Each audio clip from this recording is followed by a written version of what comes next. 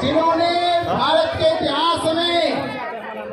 इतिहास में जितने भी बहुजन समाज के आंदोलन हुए,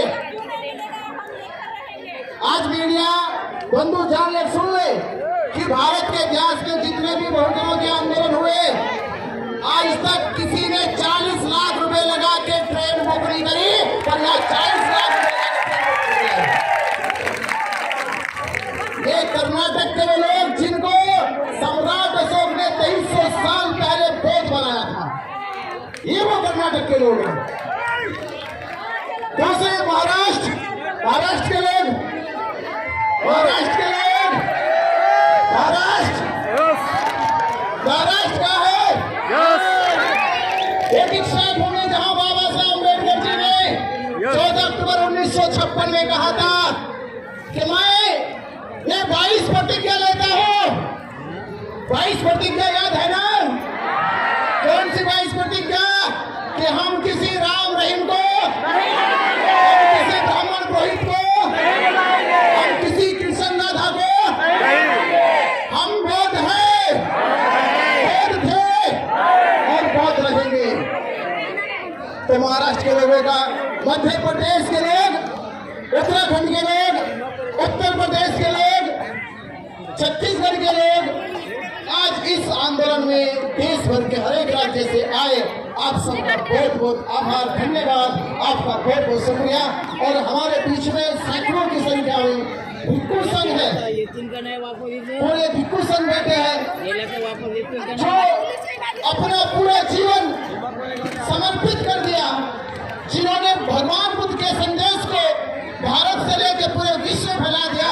आज ऐसे वंदनीय भिक्खु संघ आपकी उपस्थिति में है, हम उनको नमन करते हैं, वंदन करते हैं। और मैं कहता हूँ ये इतिहास और ये परंपरा और ये संस्कृति की एक लाइन कि लूटी संस्कृति हमारी दासहीन बनाया था। मेरे साथ बोलो कि लूटी संस्कृति हमारी दासहीन बनाया था। बहू बेटी और बच्चों को घर के बाहर जलाया था, आंखों से कब के आंसू, कोई फरियाद सुन ना पाया था। होता रहा शोषण हमारा, कोई अल्लाह ईश्वर देवी देवता भगवान आया था और लिया जन्म भीम ने जगत में, पर दिखकर अनूठा ज्ञान पाया था। को हम बहुजन शोषित पीड़ितों को आजाद कराया था। ये बाबा साहब अम्बेडकर जी के बच्चे हैं, इस आजाद भारत के बाबा साहब अम्बेडकर जी के सपूत है। वही बाबा साहब अम्बेडकर जिन्होंने 13 अक्टूबर 1935 में येवला की सभा में कहा, मैं हिंदू धर्म में पैदा हुआ। क्या कहा?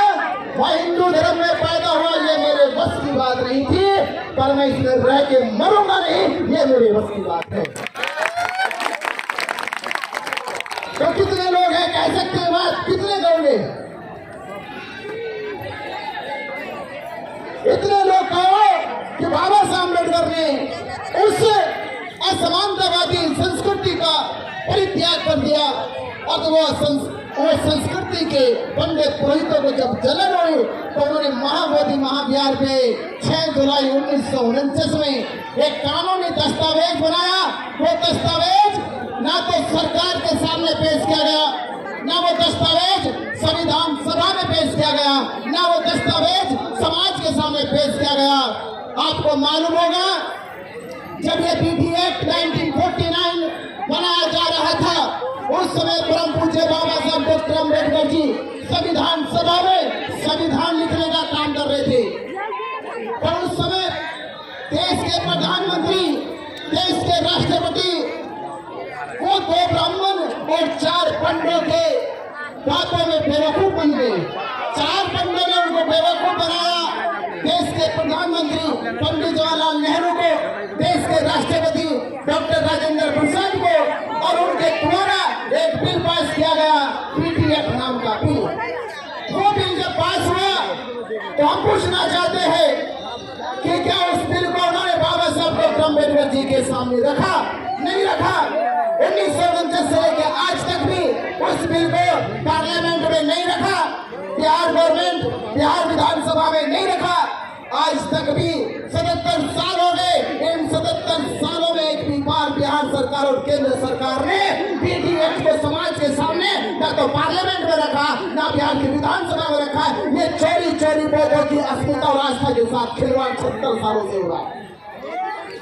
पर क्या आप ये आप तक जो खिलवाड़ हुआ, जो नाइंसाफी हुई, क्या इसे ऐसे ही देखते रहोगे? ऐसे देखते रहोगे? अरे आपको पता होना चाहिए, ये देश जब प्रधानमंत्री बाहर जाते हैं तो क्या कहते हैं? वो क्या कहते हैं? वो कहते हैं कि मैं बुद्ध के भारत से आया हूँ। बुद्ध का भारत, यानी वो जानते हैं कि पूरे विश्व में भारत को अगर कोई पहचान मिली है तो तथागत बुद्ध के कारण मिली है। ये भारत बुद्ध का है और यही भारत में बुद्ध के मानने वाले अनुयायियों के साथ उनके धर्मस्थल महाबोधि महाविहार में ये नाइंसाफी क्यों? ये भारत के वेद पूछते हैं, संविधान लागू होने के बाद वेदों से क्यों नहीं पूछा गया कि जब भारत की किसी भी मस्जिद में गैर मुसलमान नहीं है, भारत की किसी भी मस्जिद में गैर मुसलमान मौलाना नहीं है, सिखों के गुरुद्वारे में गैर सिख कोई पाठी नहीं है, ईसाइयों के कोई चर्च में पादरी नहीं है, तो फिर वेदों के महाबोधि महाविहार में गैर बुद्धिस्ट ब्राह्मण क्यों है? ये पूछना भारत का वेद, ये पूछना चाहिए आपको, क्यों है ये नाइंसाफी? क्यों हुई ये नाइंसाफी? इसलिए हुई तो बाबा साहब अम्बेडकर जी का सपना भारत बौद्ध में ना हो जाए, इसलिए नाइंसाफी भारत के बौद्धों के साथ पूरी हो। और हमें कसम है कि ये कसम है कि बाबा साहब डॉक्टर अम्बेडकर जी ने 14 अक्टूबर 1956 में कसम खाई थी नागपुर के दीक्षा भूमि में। उस दिन हमें एहसास हुआ कि बाबा साहब अम्बेडकर आपने हमें धर्म की दीक्षा देकर हमारा मान बढ़ाया है और ये आपके बच्चे महाबोधि महाविहार मुक्त करके आपका सम्मान बढ़ाएंगे।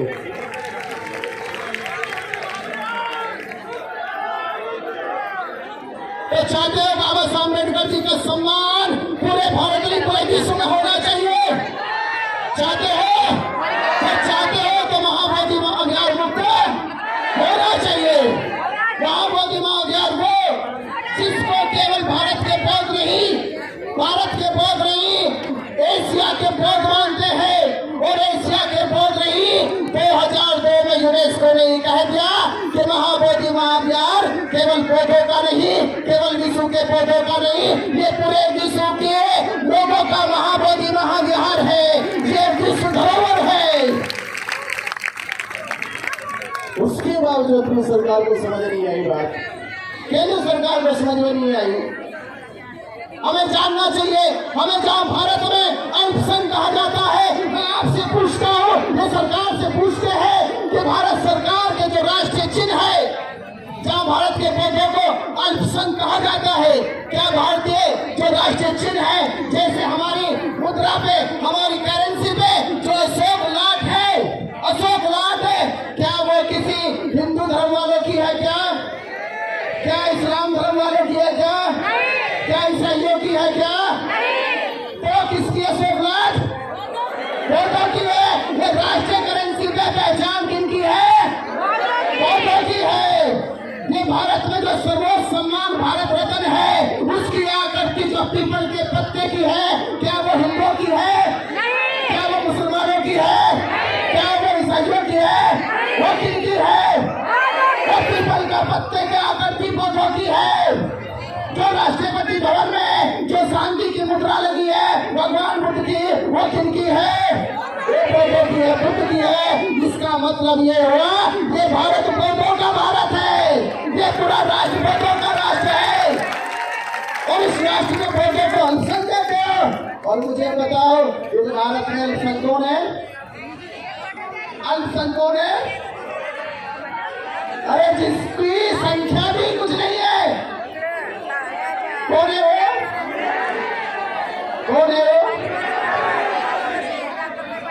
वही ब्राह्मण जिसने इस देश को खोखला करने की कोशिश करी है, जो इसमें अल्पसंख्यक है।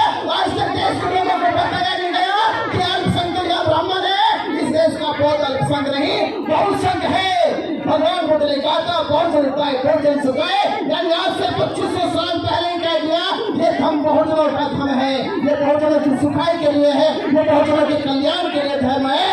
तो मेरे भारत के बौद्धों, भारत के उपासक उपासिकाएं, आपको एकजुट होकर अपनी जो ताकत दिखाई है, ये ताकत एहसास कराती है सरकार को, ये एहसास कराती है उन मनवादियों को जिन्होंने भारत के बौद्धों के साथ अन्याय किया। ये अन्याय तब हुआ 1949 में, जब भारत में बौद्ध नहीं थे, उत्तर प्रदेश में बौद्ध नहीं थे, महाराष्ट्र में बौद्ध नहीं थे, कर्नाटक में बौद्ध नहीं थे। तब आपने उस समय सरकार को बेवकूफ बना दिया। और ये आज का भारत है जहाँ एक बच्चा बौद्ध का जगा हुआ है, जहाँ एक बच्चा भीम का जगा हुआ है, जो जानता है कि बौद्धों की विरासत क्या है, वो अब लड़ेगा और अपने हक अधिकार लेके रहेगा। महाबोधि महाविहार, महाबोधि महाविहार मुक्त करके रहेगा। ये हमने संकल्प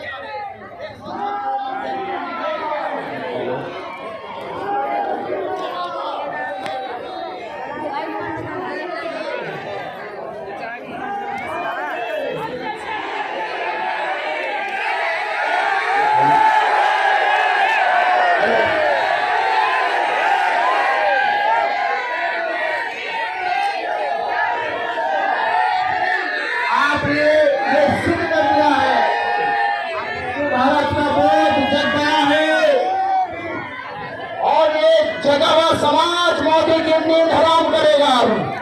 क्या करेगा? मोदी की नींद हराम होगी। और मोदी की जब नींद हराम होगी तो बिहार में बैठे नीतीश कुमार की भी, उसकी भी नींद हराम होगी। और जब नीतीश कुमार की नींद हराम होगी तो महाबोधि महाविहार में बैठे उन पंडों की भी नींद हराम होगी। मुझे अभी जानकारी आई है कि केंद्र सरकार ने, जैसे उन्हें पता चला कल कि भारत की राजधानी दिल्ली में पूरा बोध समाज आ चुका है, तो उन्होंने रात एक नोटिफिकेशन जारी किया कि 18 फरवरी को बोध गया में बैठकर हम बौद्धों के अधिकारों पर चिंतन करेंगे, बोध गया महाबोधि महाविहार पर चिंतन करेंगे। मैंने कहा कम से कम कुर्सी से उतरकर चिंतन करने के लिए बोध गया तो बैठने की बात कही, और बोध गया बैठ गए हैं तो पंडों को भी वहां निकालने की बात जल्द से जल्द करें। तो ये आपकी ताकत, आपका विश्वास।